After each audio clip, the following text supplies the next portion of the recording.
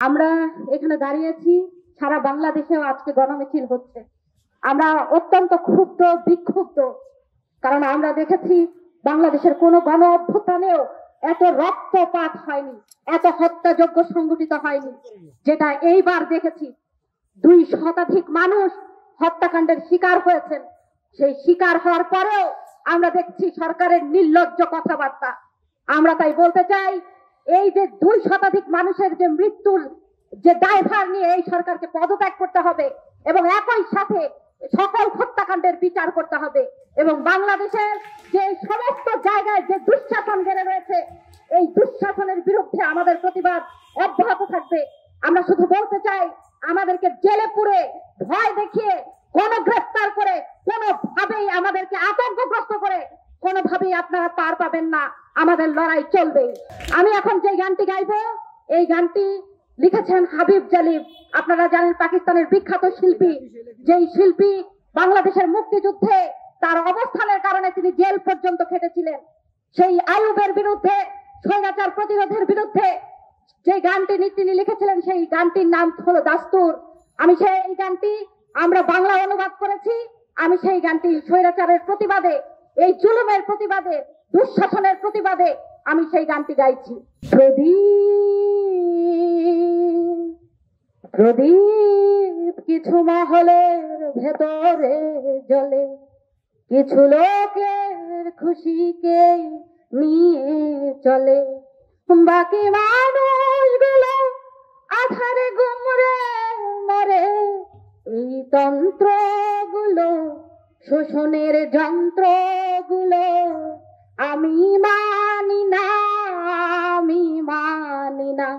এই তন্ত্রগুলো, শোষণের যন্ত্রগুলো আমি মানি না, আমি মানি না।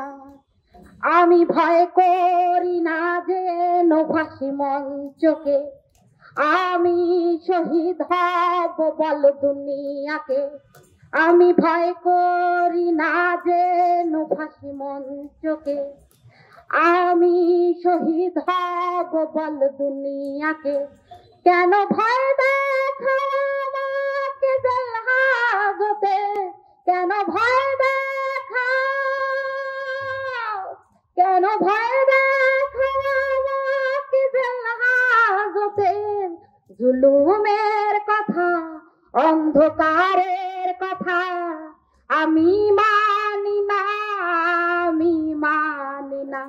এই তন্ত্রগুলো, শোষণের যন্ত্রগুলো আমি মানি না, আমি মানি না।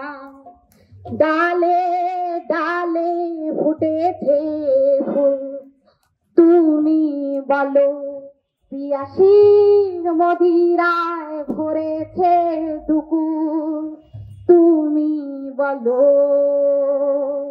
আগে চলবে না দেখাও ফেলছি যত, তুমি ভেবেছো তুমি সবের দিশা, তুমি ভেবেছো তুমি চলবে রাখা।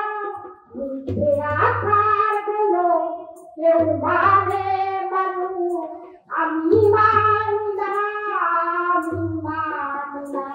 এই যন্ত্রগুলো, শোষণের যন্ত্রগুলো আমি মানি না, আমি মানি না। এই যন্ত্রগুলো, শোষণের যন্ত্রগুলো আমি মানি না, আমি মানি না। এই যন্ত্রগুলো, শোষণের যন্ত্রগুলো আমি